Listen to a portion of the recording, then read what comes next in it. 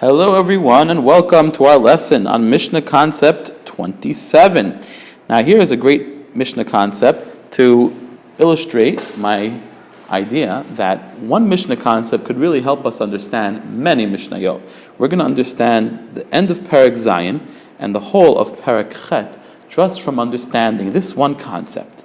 And that is, that in order to be guilty, what does it mean guilty? It means that you have to bring a sin offering, a korban chatat, for carrying on Shabbat. That means from transferring an object from a public place to a private place or a private place to a public place. The object that was carried must be considered large enough or important enough to be useful. That means if you carry something that's pretty much worthless and useless, then you're not guilty to bring a sin offering. This size can change based on what the object is. Obviously, some small things could be very useful. I mean, if you carry a 64 gig microchip, pretty useful. If you carry a hair or, a piece of bread the size of that microchip, maybe not so useful. So, are you guilty for carrying a speck of dust on Shabbat? Why? That's correct. You would not be guilty of carrying a speck of dust. So now let's learn a whole lot of Mishnayot very quickly.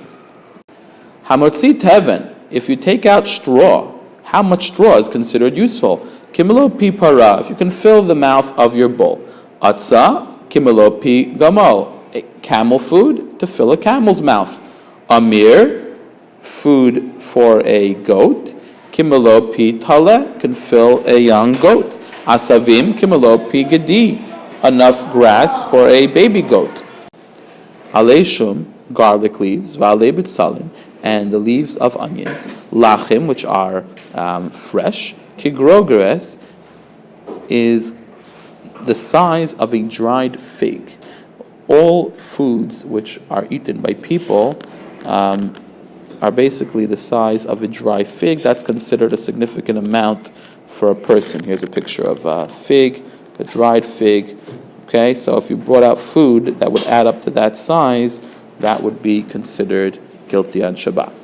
Yiveshim, if they were dry, kimelo pi gedi, the amount that would fit a goat's mouth, because it's not fit for animal food, so it would fit for feeding to your animal. And the different types of foods do not combine since their measurements are not equal. Hamotzi ochalin kigrogret chayav. If you take food that's fit for people, if it's the size of a dried fig, you're guilty. And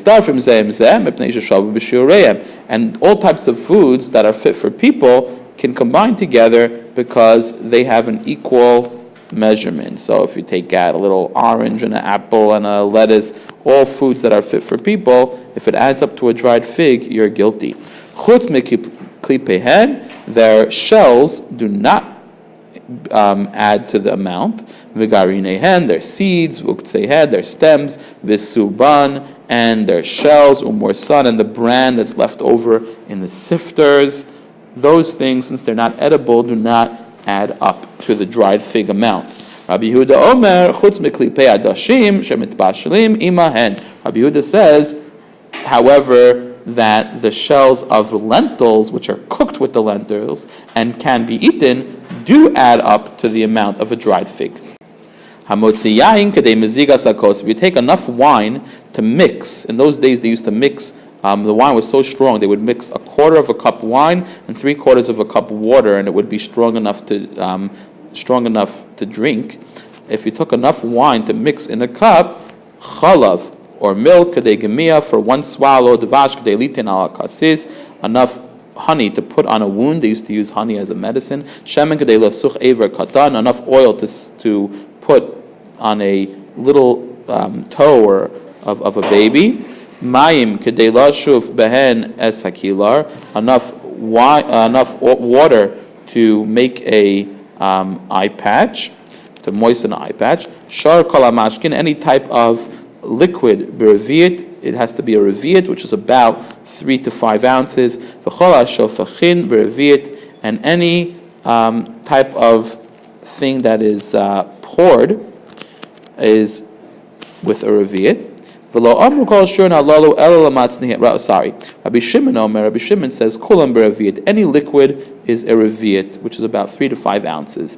V'lo amru kol shurin halalu ela lamatzniya. When did we say those other smaller amounts? It's only for people who actually collect those items to use them. But normal people don't consider a liquid important unless it's a revi'it. A string, if it's big enough to make a handle for a basket. Gemi, a reed, in order to make a handle for a sifter. Rabbi Yehuda says, they would use the size big enough to take the shoe size of a baby, to measure to make shoes for the baby. Niyar, paper, paper, big enough to write a receipt that you paid your tax. If you take out a tax receipt, you're guilty because you would need it for the tax collector. Niyar, paper, machuk, if it was rubbed out paper, so it wasn't fit for writing on. In order to cover a small jar of something called palyaton. Or kedelasas kameya, skin, in order to make an amulet. Kalaf, parchment, kedei lichtov alav parsha ktana shabat tefillin, to write one of the smallest parshiyot of tefillin. Okay. Shahu Shema Yisrael, the smallest is Shema Yisrael. Diyo, ink, kedei lichtov shtei osiyot, to write 2 letters. Kechol, kedei lichol al ayin achas. Eye makeup, in order to smear on one eye. Here is the smearing on one eye. In those days, sometimes they would only smear on one eye because they might cover over the other eye as a style. Devek glue k'deilitein b'rosh hashavshevet, to put on a stick to make a bird trap. Zefet v'gafrit, tar and sulfur k'deilasas nekev, in order to plug up a hole in a container. Shava, wax k'deilitein al pi nekev katan, in order to also put on a small hole. Chasit k'deilasas pikur shel tzarfei zahav, a chasit, a crushed up brick, in order to make the opening of a goldsmith's crucible. It's like an oven to heat up gold. Rabbi Yehuda Omer k'deilasas pitput. Rabbi Yehuda says, in order to make a pitput, which is a little leg to hold up the furnace so it doesn't touch the floor. Subin, like little bran, kedelitin al pikor shel tzarfei zahav, in order to put on the goldsmith's furnace, to start the fire. If they don't have any like charcoal, they would use it to start the fire with bran because it burns easy. Seed, line, they would use line to paint their nails. Rabbi Yehuda Omer, Kedelasas Kilkor. Rabbi Yehuda says to make like a hairstyle, the side of the hair. Rabbi Nechemya Omer Nechemya says Kedelasas Andifi. Rabbi Nechemya says in order to make an Andipi, which is a smaller amount, to just smooth like the peyot down, so it would stay. Sort of like we use hair gel these days. Adama, earth, Kechotam Hamartzufim. Earth is useful to make a seal of a mail bag. Div Rabbi Akiva, Chachamim say even a smaller bag, a smaller amount to make a letter. Zevel, manor, v'choldak, and thin sand, in order to use for one cabbage stalk. Dib Rabbi Akiva, this is what Rabbi Akiva says. Rabbi Chachamim say a leeks to fertilize one leek.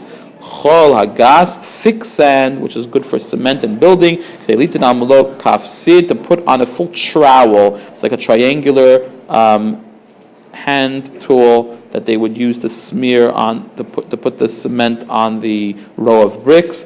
Kana reed k'deilasas kolmos, to make a feather pen. V'imhaya av was a thick one, or morsas, or was broken. K'dei levashal bobea kala, to cook a light egg. That is a small egg. You can use it for wood to cook it. Trufan usuna be'ilfas, beaten and put in a frying pan. So basically to make a fried egg. Etzem, a bone, kedelasas tarvad, in order in order to make a spoon called a tarvad out of a bone. And Rabbi Yehuda Omer K'teilasas menu chaf, to make a pick, a skeleton key basically, that they would use. That's why they call it a skeleton key, because it's made out of a bone. If you take bones, in order to make one of those. Zechuchit, glass, in order to scrape and sharpen a weaver's pick, they would use a sharp piece of glass. Suror, a pebble, or evan, or a stone, to scare away a bird. Rabbi Eliezer bar Yaakov Omer Eliezer ben Yaakov says, it has to be big enough to scare away a big animal. Cheres, a piece of pottery, to put it in between different boards so that they don't get moldy in there. Rabbi Yehuda, this is the words of Rabbi Yehuda. Rabbi Meir Omer k'dei lachtot bo et haor, in order to start a fire. Rabbi Yossi Omer k'dei l'kabel bo revi'it, in order to use to contain a revi'it, 3 to 5 ounces of liquid. So basically they would use a broken piece of pottery to drink out of. Rabbi Meir, afal pi she'ein ro'eh l'davar zeichel l'davar, even though I have no proof, I have a hint in the Torah, because it says in the book of Yeshaya, the Navi prophesies that it will be so bad. You won't even find enough earthenware to stoke a fire. Rabbi Yossi, Rabbi Yossi says, is that where you get a proof? I have a proof where the Navi says that we'll use it to gather water from a small pit. Here's a picture of both uses. So a bigger piece of earthenware to put a coal and start a fire. Another piece of earthenware to scoop up rainwater out of a hole to drink. And the bottom line is what everything has in common is, as we said in Mishnah Concept 27, if any of these things are big enough to be useful, you're guilty for carrying them on Shabbat. And of course, we could add to this list based on what we know is useful.